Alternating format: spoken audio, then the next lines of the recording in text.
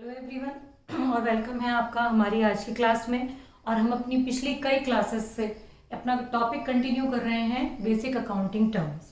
आज की जो हमारी टर्म है वो है एक्सपेंडिचर। क्या होते हैं एक्सपेंडिचर? देखिए, एनी टाइप ऑफ पेमेंट और disbursement of cash for the purpose of purchasing assets, goods और सर्विसेज।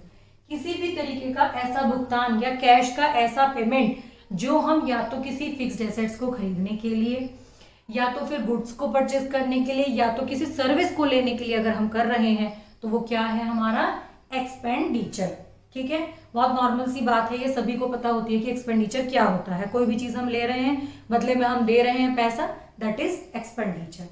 अब एक्सपेंडिचर को भी यहाँ पर अकाउंट्स में लगभग 3 कैटेगरी में डिवाइड किया गया है जो मैं आपको डिटेल में बता रही हूँ। फर्स्ट है आपका टाइप ऑफ एक्सपेंडिचर में, फर्स्ट है आपका कैपिटल एक्सपेंडिचर, सेकंड है रेवेन्यू एक्सपेंडिचर और थर्ड है डेफर्ड रेवेन्यू एक्सपेंडिचर। पहले हम इन दो की बात करेंगे, बाकी बात थर्ड की हम बाद में करेंगे। फर्स्ट कैपिटल एक्सपेंडिचर, इन्हें हिंदी में कहते हैं पूंजीगत व्यय। जो बच्चे हिंदी वाले हैं वो भी समझ सकते हैं, पूंजीगत व्यय। फर्स्ट पॉइंट, एक्विजिशन और erection of a fixed assets, मतलब किसी भी फिक्स्ड एसेट्स को खरीदने के लिए किए जाने वाले खर्चे या उसकी कैपेसिटी को बढ़ाने, वर्किंग कैपेसिटी को बढ़ाने के लिए किए गए जो भी खर्च होते हैं वो क्या कहलाते हैं? Capital expenditure. Second, provided benefit over a long period so that return in asset side in balance sheet, मतलब ऐसे खर्च जो कि हमें लॉन्ग टाइम बेनिफिट देते हैं। ऐसा नहीं है कि आज हमने खर्च किया तो बस अब कुछ समय हमें इसका प्रॉफिट मिलेगा। जो हमें मोर देन ईयर यानी कि कई सालों तक जो हमें बेनिफिट देते हैं वो कहलाते हैं आपके कैपिटल एक्सपेंडिचर। और इसी वजह से हम उनको बैलेंस शीट में एसेट साइड में दिखाते हैं और वो कैपिटल नेचर के होते हैं, फिक्स्ड एसेट्स में इन्वेस्ट होते हैं, इसलिए हम उनको कैपिटल एक्सपेंडिचर कहते हैं। थर्ड है आपका increasing earning capacity of business. जो कैपिटल एक्सपेंडिचर होते हैं तो वो बिजनेस की अर्निंग कैपेसिटी को बढ़ा देते हैं। कैसे?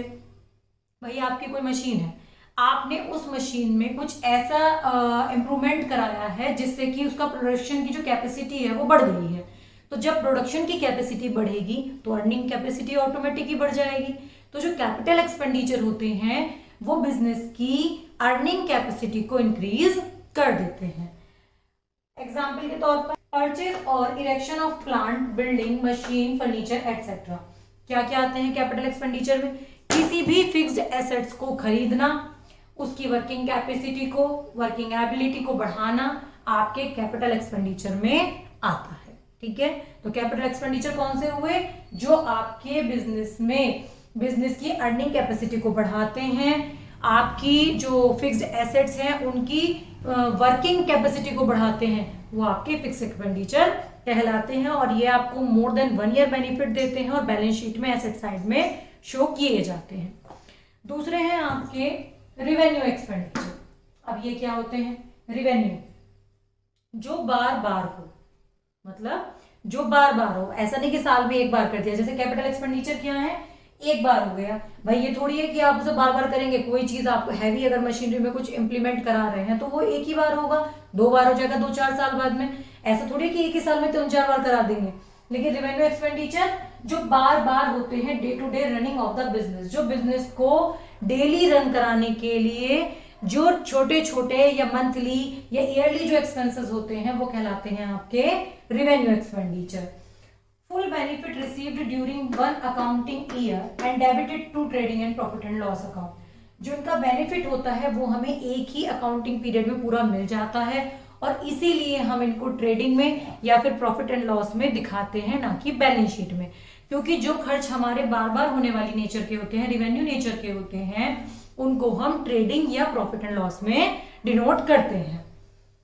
Maintaining the existing earning capacity, ये बिजनेस की अर्निंग कैपेसिटी को बढ़ाते नहीं हैं, बल्कि ये जो जिस कैपेसिटी पर आपका बिजनेस काम कर रहा है उस कैपेसिटी को मेंटेन करने में हेल्प करते हैं।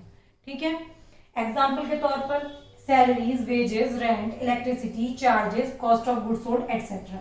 भाई आपके जो फैक्ट्री है उसमें जो है वर्कर काम कर रहे हैं, आप उनको मजदूरी देते हैं। आपका ऑफिस है उसमें एम्प्लॉयज हैं, आप उनको सैलरी दे रहे हैं। आप अपने जो जगह है आपकी जहां आप काम कर रहे हैं वहां का आप इलेक्ट्रिसिटी बिल पे कर रहे हैं। आप जो है किराया दे रहे हैं, जो सामान खरीद रहे हैं उसका पेमेंट कर रहे हैं। तो ये ऐसे खर्चे हैं जो ऐसा नहीं होगा कि अब इस साल में एक बार कर दिया फिर अगले साल होगा। ये साल में कई कई बार होंगे। भाई हर महीने आपको सैलरी देनी है, हो सकता है आप डेली वेज सिस्टम अपनाते हो तो आपको डेली भी वेजेस देनी पड़ सकती है, मजदूरी मतलब देनी पड़ सकती है। तो ऐसे खर्चे जो साल में बार बार होते हैं और उनका बेनिफिट हमें एक ही अकाउंटिंग पीरियड में मिल जाता है और जो बिजनेस की अर्निंग कैपेसिटी को मेंटेन करने में हेल्प करते हैं वो कहलाते हैं आपके रिवेन्यू एक्सपेंडिचर। तो ये मेन आपके दो हो गए, capital expenditure and revenue expenditure. I think आपको ये दोनों क्लियर हो गए होंगे। मैं एक बार फिर से इन दोनों को शॉर्ट में बता रही हूँ ताकि हम इन दोनों का डिफरेंस अच्छे से समझ सकें। कैपिटल एक्सपेंडिचर वो होते हैं जो कई साल में एक बार किए जाते हैं और हमें एक साल से ज्यादा का बेनिफिट देते हैं, मतलब कई साल तक हमें उनका बेनिफिट मिलता है। ये नहीं है कि हमने आज किया है तो बस महीने 2 महीने में उनका बेनिफिट मिलेगा, क्योंकि वो हमारी फिक्स्ड एसेट्स की लाइफ को बढ़ा देते हैं और वो हमें मोर देन 1 ईयर बेनिफिट देती है। दूसरी बात, जो कैपिटल एक्सपेंडिचर होते हैं उनको आप बैलेंस शीट में एसेट साइड में दिखाते हैं क्योंकि उनकी नेचर कैपिटल होती है। बार बार जो खर्चे होते हैं वो रिवेन्यू कहलाते हैं और उनको trading and profit and loss में दिखाया जाता है और उनका बेनिफिट हमें एक ही अकाउंटिंग पीरियड में पूरा मिल जाता है। तो ये तो बात हुई आपकी कैपिटल एंड रिवेन्यू एक्सपेंडिचर।